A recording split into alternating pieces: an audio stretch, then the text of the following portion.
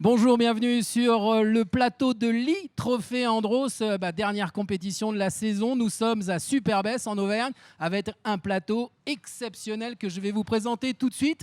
À côté de moi, Sébastien Loeb, 9 fois champion du monde de rallye. Merci de nous accorder quelques minutes, Sébastien. À côté, Max Mamers, l'organisateur du trophée, présent toujours là. Merci Max. Bonjour. À côté, Robin de Vogelaire, directeur de la communication du groupe Enedis. C'est l'e-Trophée Andros et donc vous êtes archi présent sur cette compétition. Et de l'autre côté, un autre champion, puisqu'il y a 15 jours, il a gagné le trophée des personnalités. Il est encore avec nous, c'est Guillaume Play. Bonjour Guillaume. Bonjour Frédéric. Bonjour. Je me tourne tout de suite vers vous Sébastien. En fait, vous avez découvert le véhicule électrique il y a à peu près un an, un peu plus d'un an, sur les pistes enneigées du Stade de France.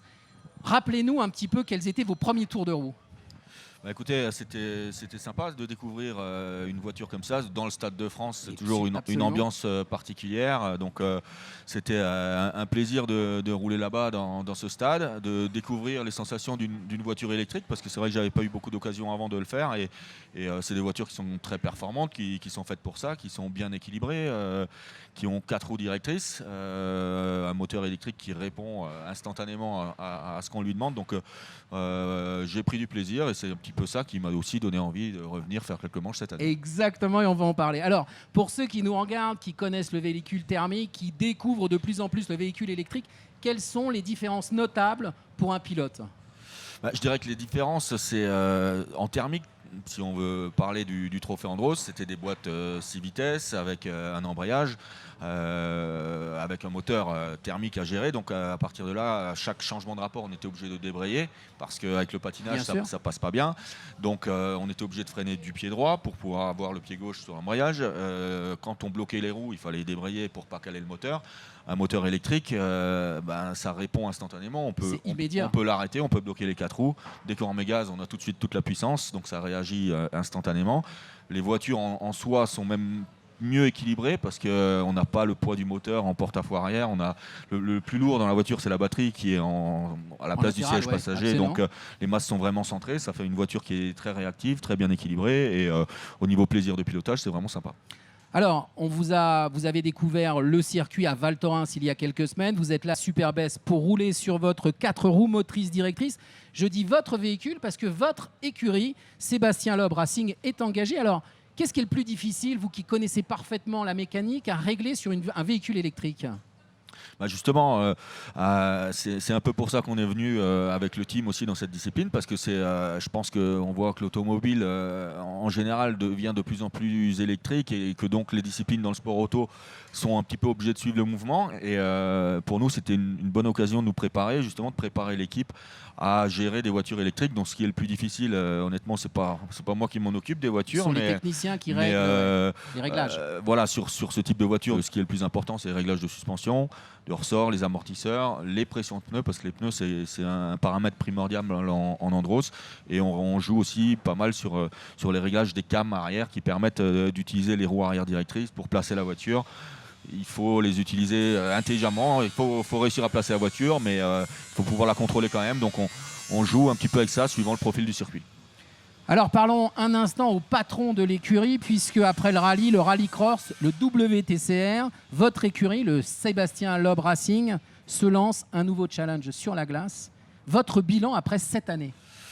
Écoutez, le bilan est plutôt positif. On a Jérémy Sari qui gagne en élite. Donc ça c'est super. Pour une première année, ça prouve qu'on a réussi à faire du bon travail et lui fournir une bonne voiture. En pro, on a Olivier qui a fait des bonnes perfos.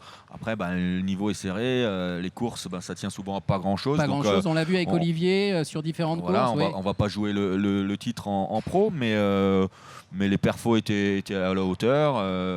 L'équipe a bien bossé. On a tous pris du plaisir.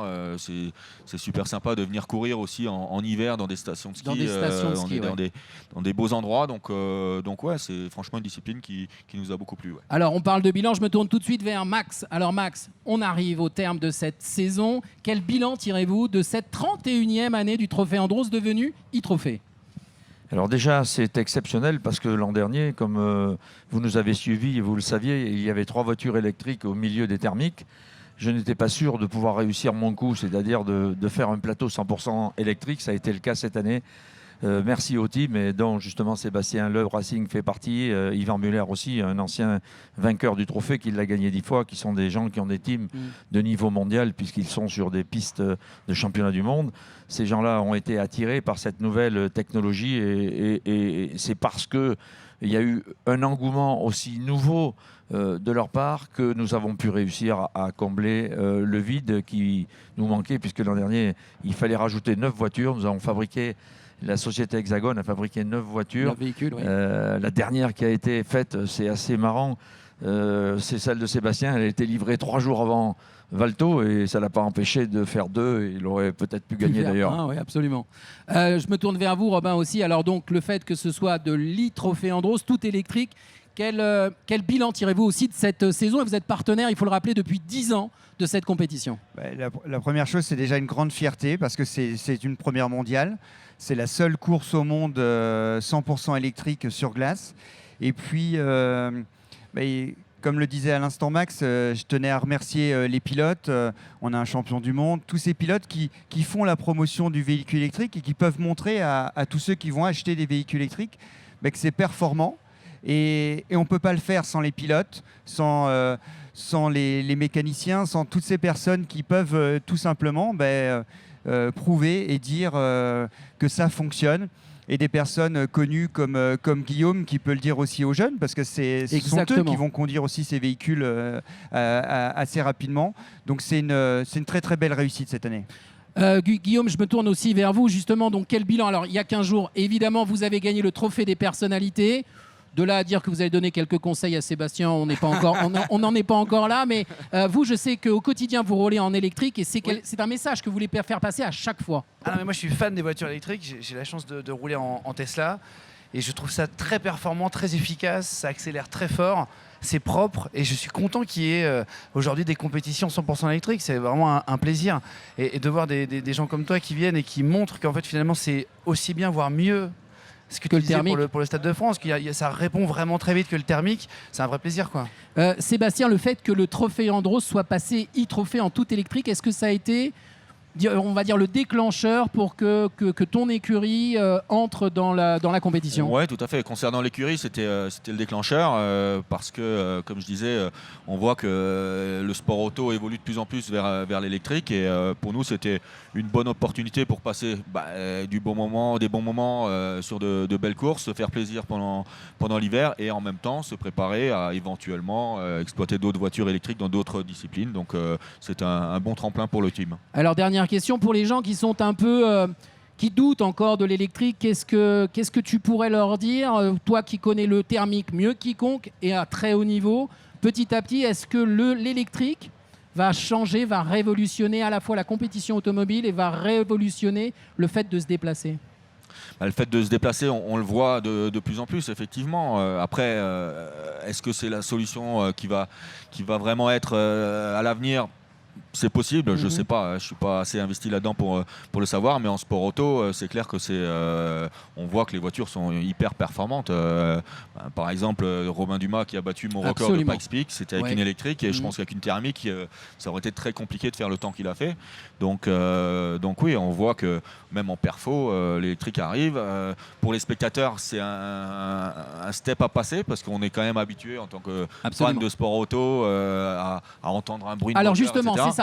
Moi, parce qu'on m'a posé souvent la question, on m'a dit, mais demandez-lui, est-ce que le fait que ces véhicules-là ne fassent plus de bruit, est-ce que ça le dérange? Est-ce que le bruit le dérange, le fait qu'il n'y en ait plus, quoi? Je dirais que c'est plus de l'extérieur, on va dire, que les gens ont eu cette habitude et que ça, il faut habituer les gens. Peut-être que les jeunes vont naître avec ça et s'y habituer. De l'intérieur, honnêtement, je ne savais pas trop à quoi m'attendre, mais non, c'est pas dérangeant parce qu'on a quand même, on entend quand même un bruit. Ouais, on entend un bruit aussi. On entend le bruit de roulement du moteur finalement, qui nous donne quand même une sensation du régime moteur, de la vitesse des roues. Et au final, ça se conduit très bien. Je me tourne vers vous, Robin. Sébastien le disait à l'instant, de plus en plus de bornes vont être installées à travers la France pour que l'électrique devienne quelque chose de totalement évident. Oui, parce que souvent on parle des constructeurs et heureusement ils sont là et c'est eux qui donnent le mouvement sur les véhicules, mais il faut aussi des bornes. Et Enedis, donc dans les territoires en France, aujourd'hui il y a à peu près 30 000 bornes. Dans 2 ans il y en aura 100 000. Et le gros challenge, c'est d'ici 10 ans, il doit y en avoir 7 millions sur l'ensemble du territoire français. Ah ben c'est extraordinaire. Pour terminer, Sébastien, quelle est votre actualité? De quoi parle-t-on autour de Sébastien Loeb? De rallye WRC avec Ouais, Hyundai. bien sûr. On a fait le Monte-Carlo la semaine dernière. On va pas s'étaler dessus, ça m'a pas beaucoup plu. Je fais 6e, c'était pas tout à fait ce que je rêvais de faire. Finalement, pour la suite, c'est pas encore tout à fait clair. Je suis censé faire 5 ou 6 rallyes avec Hyundai dans la saison. On définit un petit peu au coup par coup quelles épreuves on choisit. Donc, pour l'instant, il était prévu que je fasse la Suède, je ne vais pas le faire parce que les conditions sont un peu les mêmes qu'ici. Ouais. Voilà. Après, peut-être le Portugal. Et est-ce qu'on verra. vous retrouve l'année prochaine sur le Trophée Andros avec votre écurie? On n'en a pas encore beaucoup parlé, mais c'est probable, oui, je pense, parce que c'est, comme dit, une discipline qui nous a bien plu. Tout est bien, tout avance bien. Tout tous les avance feux bien. semblent On être au vert a pris une bonne expérience cette année, donc ça serait dommage de ne pas l'exploiter l'année prochaine. Et Guillaume, alors vous, déjà, on va vous regarder courir. Vous avez gagné il y a 15 jours cette compétition devant un grand champion, il faut le dire. Stéphane Plaza. Stéphane Plaza. Oui, ça a été très dur. Il s'est planté au premier virage. Voilà. Donc, Mais non, mais c'est ça qui est bien, c'est l'ambiance aussi de ce Trophée Andros, c'est que tout le monde peut venir voir les pilotes, approcher, discuter. Et c'est ça qui est dans une ambiance très conviviale. Votre actualité, vous, Guillaume? Nouvelle émission qui commence en plus du QG. QG à partager la semaine prochaine. Qu'on retrouve sur le live, une nouvelle chaîne digitale. Un peu comme Combini ou Brut, qu'on retrouve sur les réseaux sociaux et qui fonctionne très fort. Et on aura 2 invités par semaine. On commence avec Hugo Clément la semaine prochaine et le premier moine Shaolin noir d'Afrique. Et puis il faudra inviter aussi Sébastien qui pourra quand même parler aux jeunes avec grand plaisir, de l'électrique. On reçoit des gens passionnés, et donc qui sont passionnants à écouter, qui viennent partager une histoire. C'est le principe de l'émission. Voilà. Merci beaucoup Guillaume, merci beaucoup Sébastien, parce que je sais que vous êtes extrêmement sollicité. Robin, merci. Je pense qu'on va se retrouver l'année prochaine. Absolument, oui, l'année prochaine. Merci d'avoir suivi ce plateau e-Trophée Andros. On était à Superbès et on se retrouve l'année prochaine, même heure, même punition. À ciao.